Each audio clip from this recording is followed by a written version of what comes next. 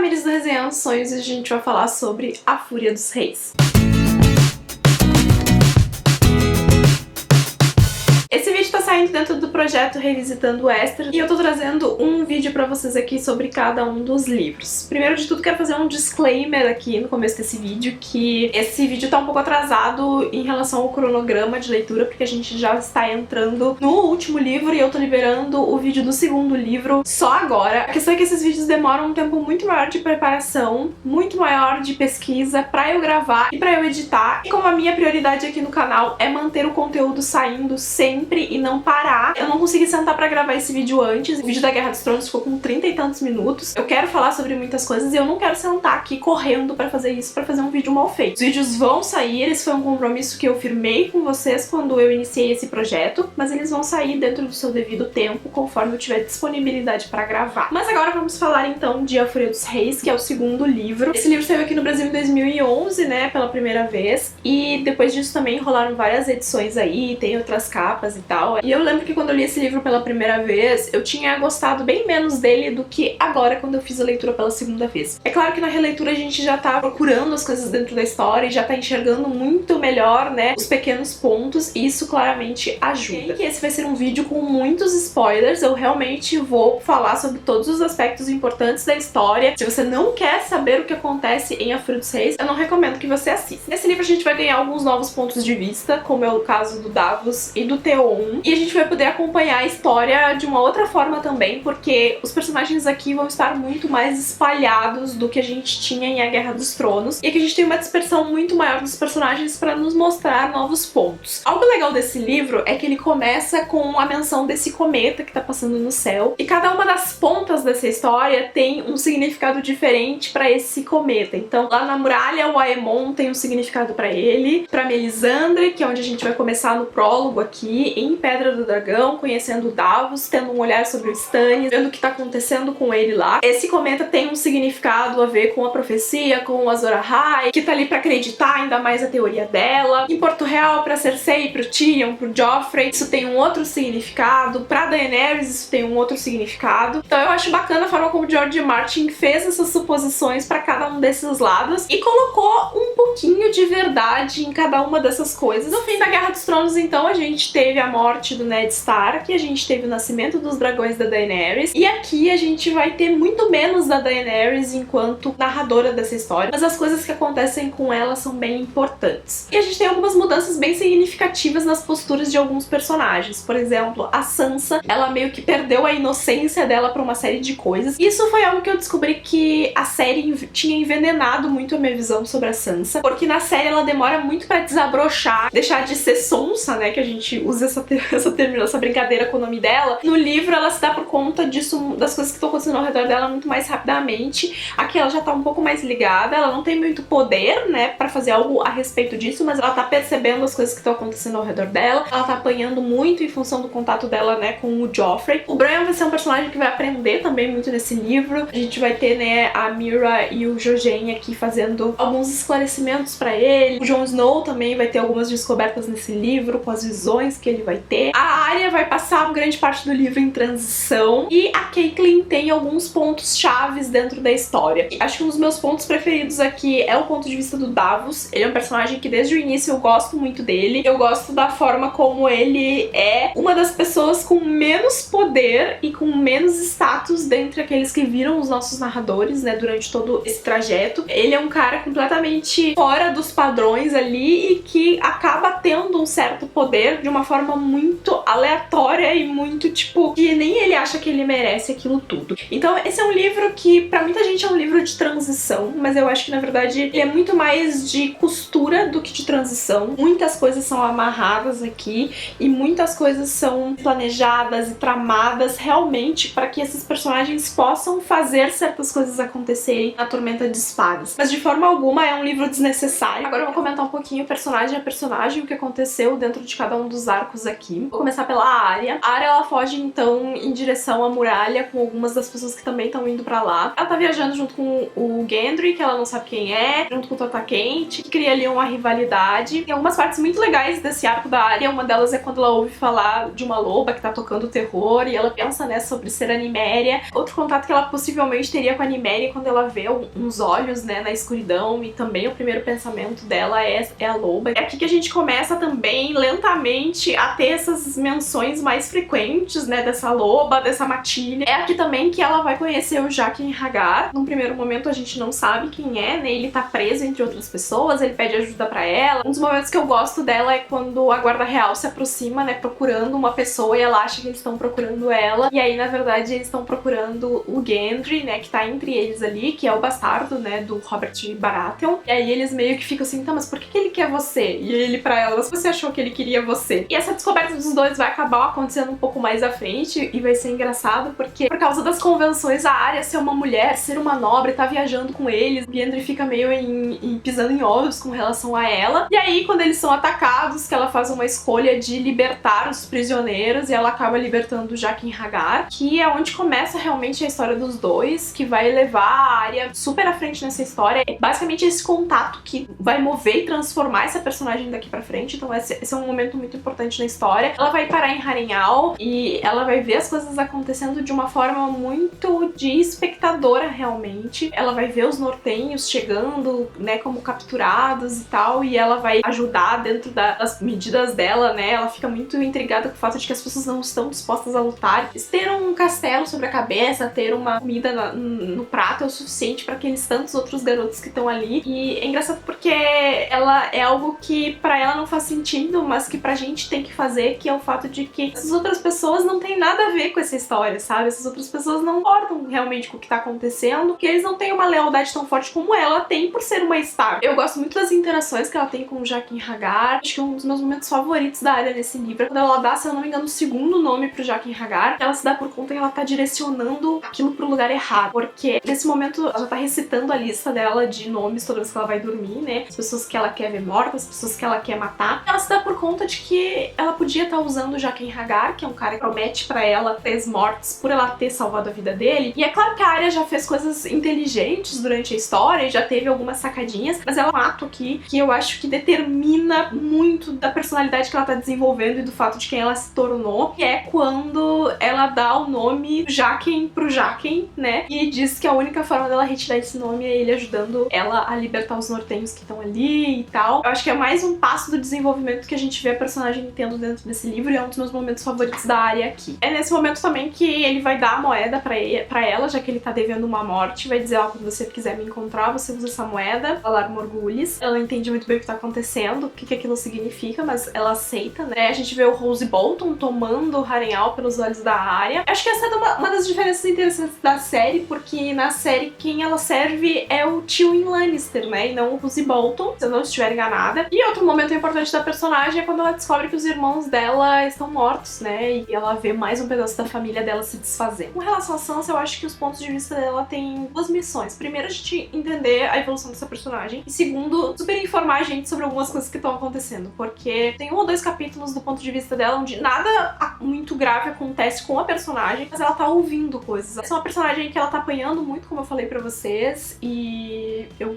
mudei consideravelmente o meu ponto de vista com relação à personagem depois de ter relido esse livro, depois de ter sentido muito mais, e acho que é importante pensar um pouco sobre isso também, né? Por que talvez eu não tenha me importado tanto, ou por que eu esqueci disso que era algo tão importante pra personagem. Tá passando por uma situação onde ela é uma refém política, né? Ela tá ali, ela tem um casamento metido com o cara que mandou matar o pai, é um escroto, né? Que é o Joffrey, que faz coisas horríveis, que manda bater nela. Tem uma cena muito forte, que é a cena onde ele manda despir ela na frente de várias pessoas, e aí o Tyrion entra num punch e tem que tomar uma atitude com relação ao que tá acontecendo, porque é muito horrível. Ele tá fazendo aquilo com uma garota nobre, pior ainda, com a que tá prometida a ele, é inimaginável. A gente tem aqui uma aproximação engraçada, né, da Sansa com o Cão de Caça, que é uma pessoa que ela sente uma repugnância, né, porque é completamente fora dos padrões de beleza, de status que ela estava acostumada, ao mesmo tempo que os padrões de beleza e status estão ali representados pelo Joffrey, né, que é uma pessoa desprezível. Então ela é uma personagem que é obrigada a rever muitos dos seus conceitos pensamentos, e ela tem pensamentos, e por mais que aquilo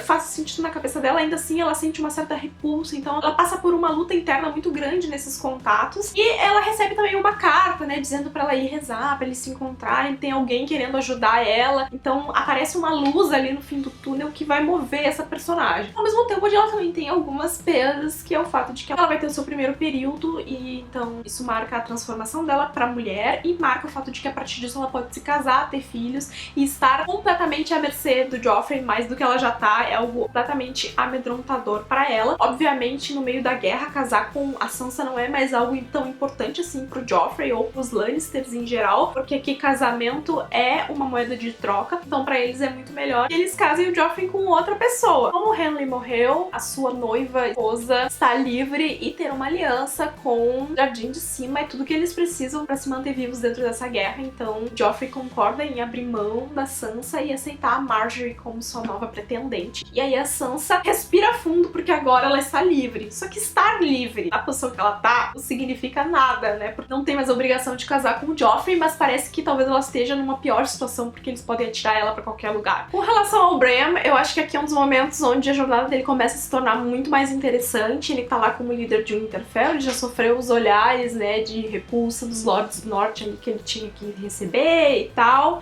A Osha conversa algumas coisas com ele, fala sobre aquele cometa que tá no céu, ele começa a entender o chamado que ele tá recebendo, as coisas que ele tá sentindo, as coisas que ele tá sonhando. Esse personagem, que é um garoto muito novo, né, vai começar a perceber a enrascada que ele se meteu, né? Ele vai receber a visita dos garotos Reed, eu já tinha até me esquecido direito como eles apareciam dentro dessa história. Eles são filhos do Reed que estava com o Ned Stark na Torre da Alegria, aquele combate épico de anos atrás, quando ele foi atrás da irmã que tinha sido sequestrada, né, a Lyanna Stark, pelo Rhaegar Targaryen, né, que é quando ele acha ela na Torre da Alegria, e o Reed, pai da Meera e do Jojen, era quem tava com ele. É uma das pessoas que sabe realmente e talvez uma das poucas pessoas que conhece o segredo por trás, então eles são personagens importantes porque, de certa forma, eles vão passar a acompanhar o Bran daqui pra frente. Jojen tem sonhos verdes, ele fala sobre o terceiro olho com o Bran, ele vai começar realmente a abrir os olhos do Bran para o que tá acontecendo com ele, para as coisas que vão vir a acontecer. Tem um capítulo muito legal que é quando o Bran está no lobo, no verão, e ele tem uma interação com o Jojen e a Meera fora, né? E o Jojen, ele acaba avisando sobre o Theon, sobre o mal que está chegando pelo mar, que a gente vai ter aqui o ataque ao Winterfell, comandado pelo Theon, e eles vão acabar conseguindo escapar, não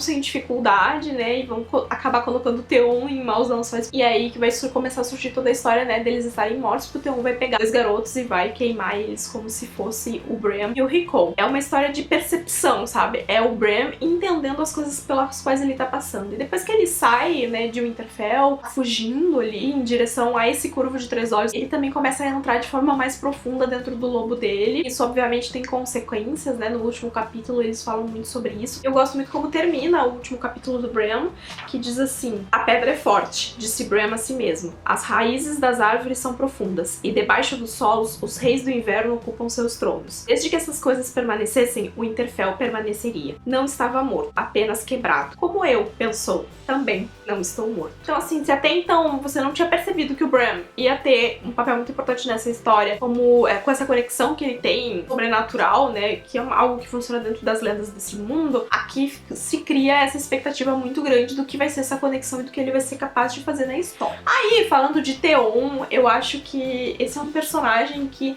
desde que eu vi ele pela primeira vez, ele não cheirou bem pra mim. Ele vai fazer o que precisa ser feito pra ele conseguir agradar quem ele precisar agradar, e no momento ele tava lá vivendo em Winterfell, ele era um refém, né, mas ele tinha uma vida boa. Só que o Robb vai pedir algo pra ele, algo importante, a Catelyn vai dizer: olha, Robb, não é uma boa ideia, mas o Robb acredita nele, acredita na amizade deles, porque eles cresceram juntos, né, e manda o Theon pras Ilhas de Ferro. E eu acho assim que uma das partes mais legais do Theon é ver ele fazendo o papel de trouxa, porque o Theon é um trouxão, né. E eu gosto muito do negócio que envolve a Asha, de como ele conhece a Asha, né. Conhece não, porque a irmã dele ele já conhecia, mas como ele reencontra a Asha. Eu gosto muito. É tipo assim, ó, aquela cena é uma interpretação do que a vida faz com o Theon durante o livro todo, que ele é trouxão daquela forma. E aí ele vai chegar lá, ele vai ver que a irmã dele tá muito melhor posicionada ao lado do pai, o pai despreza ele se erra todo todo aparecendo usando roupa errada, usando ouro, não se posicionando corretamente, enfim. E aí ele quer o apoio do pai pra ajudar os Stark, e o pai dele, tipo, por que eu vou ajudar os Stark, sabe? Por que eu não vou me ajudar? Eu preciso me ajudar, então eu vou fazer coisas pra mim. E aí ele vai acabar mandando o Theon fazer algumas coisas, e o Theon vai direcionar os seus navios para o Winterfell, para tomar o Winterfell e ser um grande de um traidor com relação ao Robb, né? Aí ele vai fazer a peripécia ali de queimar outros garotos, fingindo que são os Stark, pra ele não passar de tão tapado, mas não vai durar muito tempo. Os Bolton vão cercar ali junto com os aliados, vão tomar o Winterfell e ele vai ser pego como prisioneiro. E agora muitas coisinhas vão acontecer com o Theon. Pelo lado do Jon Snow, na muralha, a gente tem algumas coisas acontecendo. É através dos olhos dele que a gente vai ter contatos com algumas coisas importantes aqui, como o vidro de dragão, como o berrante. Ele tá com a mão dele queimada, machucada do confronto que ele teve, né, com o outro, né, que tentou atacar o seu comandante, mas ele segue treinando, né, ele fala,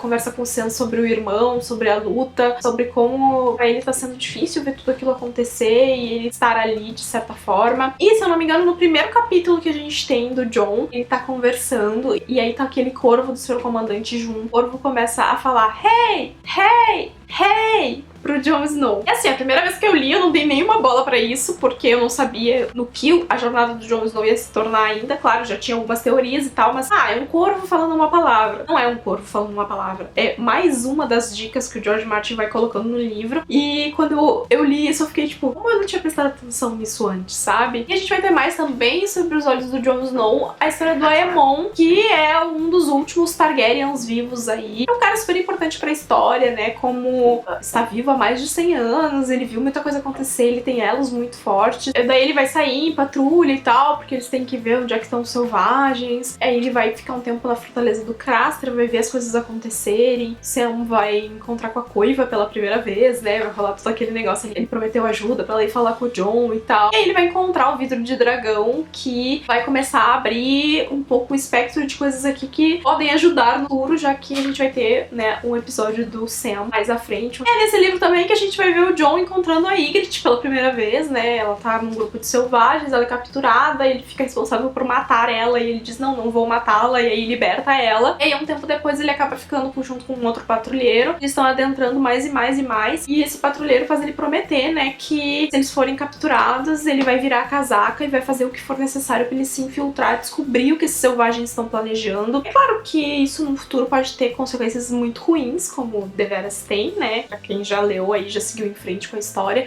Mas o Jon fica meio assim, mas ele acaba aceitando isso. Uma das primeiras coisas que os selvagens vão pedir pra ele é que ele mate, né, o colega patrulheiro dele pra provar que ele tá realmente disposto a fazer essa mudança e virar realmente a casar. É um momento muito importante pro personagem, eu acho, porque é um daqueles momentos dúbios onde você precisa descobrir se você vai fazer o certo e vai trair o teu propósito, ou se tu vai fazer o errado pra seguir com o propósito que te foi dado por uma pessoa que quer fazer algo certo. E aí é só mais um dos muitos conflitos morais que o Jon vai ter ao longo da história dele, mas que eu acho que marca também uma quebra aqui, porque ele é muito parecido com o Ned Stark. Eu acho que o Ned Stark, talvez na posição dele, não teria dado esse passo, sabe? E ele deu esse passo. Então ele começa a desenvolver uma personalidade mais dele e menos cópia do Ned Stark aqui. Eu acho isso importante pro personagem, até porque a história dele vai se desenvolver mais à frente com outros caminhos, né? Então ele precisa também ter isso, e a gente vai ter em Tormenta de Espadas um desenvolvimento dele que é engraçado, porque ele vai, a partir disso, ele vai vivenciar muitas coisas que ele achou que ele já teria até aberto mão. E assim, a parte do Jon Snow dentro desse livro é muito pontual, assim, é mais ele apresentando pra gente pequenas coisas. Aí temos os capítulos da Catelyn. A Catelyn aqui é mais uma mensageira, né? Porque o Robb vai acabar mandando ela ir falar com o Henry, com os Stannis e tal. Vai dar muito certo isso. O arco dela é muito simples dentro desse livro, mas tem consequências gigantescas aqui, porque ela vai ser a Catelyn que vai presenciar a morte do Henry quando tá ela, ele e a Brienne dentro. A gente vai conhecer a Brienne também nesse livro, que é muito legal, porque ela é uma personagem que ganha capítulos nos próximos livros e se torna super importante dentro da trama. E ela é uma fiel escudeira, né, do Henry e tal, espada juramentada. A Catelyn vai atrás, vê as discussões do Henry com os Stannis, toda aquela questão de que todo mundo quer ser rei, de que todo mundo acha que tem direito. E o Henley é o cara que menos tem direito de estar fazendo qualquer coisa ali, né? Mas ele tá fazendo, ele tem carisma, ele é jovem, ele tem o apoio de Jardim de Cima por causa da Marjorie, então... E a Caitlyn vai passar por essa situação, e acho que é no primeiro capítulo dela no livro que ela fala sobre a coroa, a história daquela coroa, já que já existia há tanto tempo que não tinha, né, um rei do norte. Ela fala sobre como o Robb sente o peso daquilo, né, como a coroa vacila na cabeça dele. E nessa explicação da coroa tem várias pequenas coisas assim que você consegue tirar metáforas, se você já tá ligado no que vai acontecer na frente da história, se é uma releitura. Então é mais um lugarzinho assim onde estão escondidas algumas coisas naquela fala que ela tem sobre a importância da coroa e sobre o que tá acontecendo ali pra confeccionar, né, uma nova coroa, blá blá blá blá blá. E aí a Caitlyn, ela vai estar então nessa missão, ela vai lá, vai ser acusada também de certa forma de ter matado o Henley, apesar dela testemunhar que não foi nem ela nem a Brienne que fez aquilo acontecer, que foi aquela sombra bizarra, que a gente sabe de onde é que saiu, não é mesmo? Pois ela vai voltar com as notícias lá pro Robb, ela vai receber os ossos do Ned e logo em seguida ela vai descobrir sobre a morte dos filhos dela, e isso vai abalar ela completamente, ela vai ficar tipo completamente perdida, ela vai se dar por conta de que tá tudo realmente caindo aos pedaços. É engraçado porque ela não fala isso com palavras assim pra dizer, mas tudo que ela fala reflete que ela sente que o Robb vai fraquejar em algum momento. Ela não acredita realmente que ele consiga vencer essa batalha e se tornar rei como é a expectativa. Então todos os comentários que essa personagem faz, todas as coisas espelham isso. Só que ela vai perder meio o controle, e aí a Brienne vai acabar se juramentando pra ela e tal, depois de tudo que acontece, e ela vai ter uma conversa com o Jaime. E a gente termina esse livro meio sem entender direito o que aconteceu, percebendo que aquilo não vai dar bom. Ela teve mais relevância no primeiro livro, das coisas que aconteceram que envolveram ela, mas aqui ela também foi chave, porque a gente não tem capítulos do Robb no livro, então o que está acontecendo na guerra, né, do rei lobo ali, a gente vai ver pelas perspectivas da Caitlyn, que são poucas, mas ao mesmo tempo também não acontece lá tantas coisas. Ela fica sabendo das vitórias do irmão, a gente ouve uma outra tramóia que o Robb tá fazendo ali, alguns avanços que ele vai fazer, escolher fazer ou não, mas é basicamente isso. Daí temos os capítulos do Davos, que são capítulos que tinham tudo pra ser marasmo, mas eu gosto muito desse personagem, o Cavaleiro das Cebolas. Eu acho que ele tem as peculiaridades dele. Ele é um cara que tem uma pessoa que ele não gosta, é da Melisandre. Aliás, aqui que a gente ouve, né, o bordão da Melisandre, né, a noite escura e cheia de terrores, horrores, whatever. E já começa, né, com o prólogo que tá acontecendo lá, não é exatamente um ponto de vista do Davos, mas ele tá metido no meio. A gente vê pela primeira vez aquela mesa que é um mapa. Ele conta um pouco da história dele, como ele perdeu os dedos, como ele fará ao lado do Stannis dentro dessa história. E é pelos olhos do Davos que a gente vai conhecer realmente a trama do Stannis e o que tá acontecendo com ele e com a Melisandre, que é quem tá, na verdade, comandando, né, o teatro de bonecos, que é o Stannis aqui, porque ele vai renunciar à fé do Sete, vai se juntar à fé do Halor, nunca sei pronunciar o nome desse cidadão, e vai ter a cerimônia ali com a Luminífera. Eu acho engraçado toda vez que alguém questiona como é que ela pode ser uma espada de fogo se aquele fogo tem tudo pra ser falso e não é real, né? Em nenhum momento as pessoas que estão ao redor do Stannis, acho que nem o Stannis acredita que aquilo é verdade. É muito difícil você ter a fé que ela tá tendo, os outros personagens parecem não ter também, a não ser a esposa do Stannis, que pra ela tá tudo muito claro, é verdade, ela é uma pessoa muito fácil de manipular pra entrar dentro dessa jogada. E aí ele vai então com a Melisandre pra encontrar um dos bastardos do Robert Baratheon, né, pra pegar o sanguezinho dele, porque a Melisandre tá de olho neste garoto, e ele presencia então o nascimento de algo medonho ali que vai ser responsável, né, pela morte do Henley um pouco mais à frente. Então o Davos presencia essas coisas e ele é um cara que ao mesmo tempo que já viveu um tempão, que já passou por várias coisas, pra ele todas essas coisas mais sobrenaturais são muito inexplicáveis, sabe? Então eu acho que é muito interessante ver as coisas do ponto de vista de alguém que é muito cético para aquilo que está vendo, sabe? Porque você também, de certa forma, fica meio cético e não engole toda a situação pelo que ela tá acontecendo. Você parece que tira mais tempo pra pensar quando você tá olhando pelos olhos de alguém que não tá crendo completamente naquilo que tá vendo. E aí logo depois a gente já tem o Davos no meio da Batalha de Água Negra, um fogo vivo pra todo lado, vendo a derrota bater na porta. O personagem vai estar no meio do caos, vai ser um dos pontos de vista de batalha onde a gente vai ver as coisas numa confusão. E porque o ponto alto do fim desse livro é a Batalha de Água Negra, que tem os pontos de vista melhores do Davos e do Tyrion, que é o próximo personagem que eu vou comentar, que é, no meu ponto de vista, a estrela desse livro, porque é ele que tramou tudo desde o início. E é muito engraçado porque você começa desde o início do livro com pequenas pistas do que o Tyrion tá fazendo. De uma conversa que ele tem com a Cersei, onde ele fala que tá fazendo um presente pro Joffrey que envolve correntes e não sei o que lá. E aí ela diz, ah, mas ele não precisa disso, não sei o que. E aí o Tyrion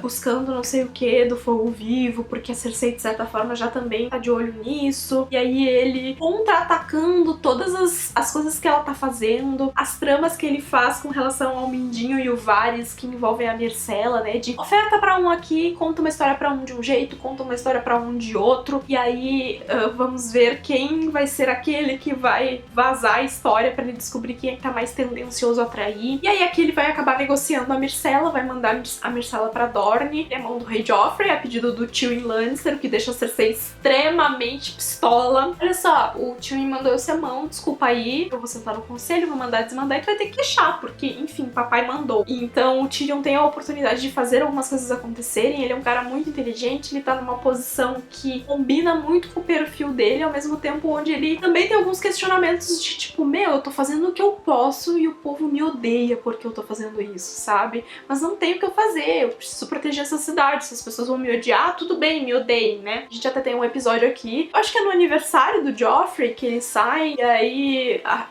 o povo se revolta e começa a atirar coisas e a Lollys fica pra trás e aí é estuprada por um monte de gente. A Sansa também fica pra trás, que acaba resetando ela o cão de caça, né, que ajuda também a formar esse elo que eu falei que eles tinham desenvolvido aqui. E o Tyrion, ele tá ali no meio e ele é um cara que realmente vai ir pra batalha, né, o que é a maior surpresa, talvez. Ele tem o seu fiel escudeiro aqui, que é o Podrick, também é um personagem super queridinho que eu gosto muito. O Podrick que vai ficar de lá pra cá, de cá pra lá, que vai meio que salvar o Tyrion no final desse livro, porque ele tá no meio da confusão e é muito engraçado, porque, meu, ele é pequenininho, né, tipo, tá rolando altas coisas, mas ele executou um puta plano ali envolvendo fogo vivo, ele tramou, puxou pra cá, puxou pra lá, então ele também quer ver aquilo acontecer. O Joffrey não é ninguém significativo pra estar em campo de batalha, então ele já recuou. A Cersei fica lá reclamando que quer, porque quer que botem o Joffrey pra dentro. E o Tyrion tá fazendo o trabalho dele, que foi um trabalho que, de certa forma, é uma honrinha que ele recebeu pelo pai ter colocado isso nas mãos dele. E no último momento dele, ele é atacado ali e ele nem sabe se foi por inimigo ou não inimigo, porque ele acha que pode ser que, né, irmãzinha que tenha tramado contra ele nessa história. Os dois passaram o livro inteiro trocando alfinetadas. São os melhores diálogos, são os do Tyrion com a Cersei, porque eles se odeiam e ao mesmo tempo existe um laço familiar ali que não é assim tão fácil pra deixar de lado. Tem uma conversa muito boa dele com o cão também, né, falando sobre o fogo e o cão, tipo, completamente atormentado por aquilo e ó...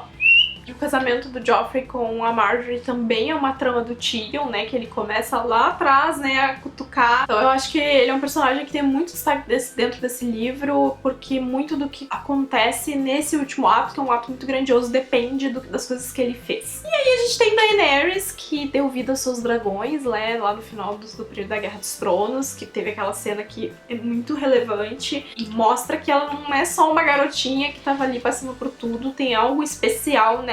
E assim, ela tá em marcha, o Calazar dela se despedaçou, tá tudo estranho, poucas pessoas estão seguindo ela sabe que aquilo ali não vai dar muito certo, ela nomeia os dragões, dá as suas justificativas, o Jorah fala sobre o amor dele, e ela vai seguindo em frente porque ela precisa chegar a algum lugar, mas as pessoas ao redor dela estão morrendo e ela tá carregando a morte junto com ela. E aí ela vai chegar em Quart, ela vai descobrir que o Robert, o usurpador, morreu, e lá ela vai ver pessoas muito fascinadas por aqueles dragões dela, mas ela também vai ver uma realidade meio complicada. E aí ela vai entrar na Casa dos Imortais, que é uma das cenas mais legais da personagem. E assim, é uma cena confusa. O arco da Daenerys nesse livro é um arco que parece um pouco desinteressante, mas é um arco cheio de pistas, tá? Se você não achar relevante a ida dela à Casa dos Imortais, você tá deixando passar muita coisa, sabe? Porque tem uma série de dicas ali, assim como teve, por exemplo, quando a bruxa lá tava fazendo um negócio com Khal Drogo, que ela viu as sombras, ela viu sombra de lobo, ela viu sombra de dragão, ela viu sombra disso, daquilo ali. Todas essas coisas têm significado exatamente por causa dessa aura mágica que ronda a Daenerys, porque existe algo diferente com essa personagem. E aí, na Casa dos Imortais, ela vai ouvir, né, sobre a canção de Gelo e Fogo. Aí tem o negócio das fogueiras que ela tem que acender, né, uma pelo amor, uma pela vida e uma pela morte. As 3 traições que ela vai sofrer, uma pelo sangue, uma pela honra e uma pelo amor. E todas as outras coisas que ela ela vai ver, porque ela vê muitas coisas, ela faz muitos elos ali com Westeros, com o trono, com os antepassados dela. Tem muitos segredos escondidos e que geram uma série de análises também, e que mais à frente a gente vai ver coisas acontecendo que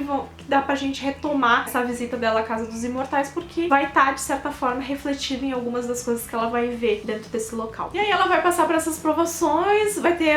Eu acho engraçado como termina o arco da Daenerys aqui, porque ela tá sendo seguida, daí são pessoas que falam, né, dos dragões, que falam de navios, de levar ela pra casa, que falam do Robert, e aí parece que a gente vai ir à frente, mas não é bem assim também. Então, o arco da Daenerys é pequeno, sim, mas ele tem essa parte muito importante da Casa dos Imortais que a gente não pode ignorar. E aí, esses são os pontos do livro. Como eu falei pra vocês, eu mudei um pouco meu ponto de vista com relação a essa história. Eu gostei muito mais dessa releitura. Acho que porque eu tava muito mais atenta e já sabia os pontos que eu deveria conectar. De certa forma, é um livro que acontece mais coisas do que acontece na Guerra dos Tronos, mas acontecem coisas de forma diferente. É claro que se você colocar ele e a Tormenta de Espadas lado a lado, vão acontecer milhares de coisas mais na Tormenta de Espadas, que é o terceiro livro, mas mesmo assim, A Fúria dos Reis é um livro onde tem muito desenvolvimento, muita coisa acontecendo, onde a gente vê vários personagens tomando caminhos diferentes. Tipo, a Arya tem que ser uma pessoa diferente da pessoa que ela foi no primeiro livro, a Sansa é forçada a ser uma pessoa diferente, o Jon tem que quebrar muitos dos seus votos, o Tyrion segue maquinando ali, mas ele tem que fazer isso agora pra sobreviver e não como um hobby, foi dado poder pra ele fazer isso. A gente tem a Catelyn, que é mais uma mensageira ali pra nos passar uma história, e a gente tem a Daenerys nesse arco que, de certa forma, é muito diferente da história que foi nos contado no primeiro livro. Eu sei que para algumas pessoas pode ser um down da personagem, mas é porque aqui a gente precisava voltar os nossos olhos para outro lugar, e a história da Daenerys vai ser mais desenvolvida mais pra frente, só que ela tá isolada num outro lugar onde a locomoção tá sendo mais difícil, onde ela tá passando por um momento difícil, então também não adianta acelerar a história dela de forma desproporcional. Então é isso, espero que vocês tenham gostado do vídeo. Não esquece de deixar o seu joinha aqui embaixo para ajudar a divulgação, de se inscrever aqui no canal se você ainda não é inscrito, e a gente se vê no próximo vídeo. Tchau, tchau!